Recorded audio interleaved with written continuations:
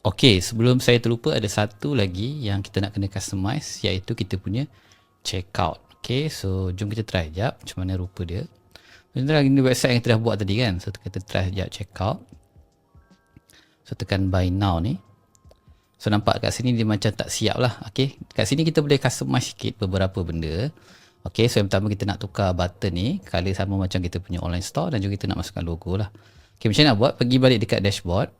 Okey, klik dekat online store, customize theme. Okey, bawah sikit. Alright.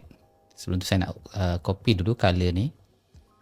Kena sama color dekat online store dengan color dekat checkout tu kena sama. Okey, bawah sekali dia ada checkout kat sini.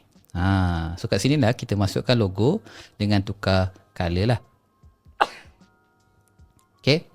Alright, so masukkan logo. Upload logo. And then button tukar color tadi. Dia punya text tu letak color putih lah. Itu yang sesuai lah dengan sebab ni gelap. So kita nak buat color contrast. Okay, and then the rest tu kalau nak tukar, yang ni first name ni saya tak tukar jadi name je lah. Okay, lain-lain tak apa, tak perlu tukar. Okay, tekan button save.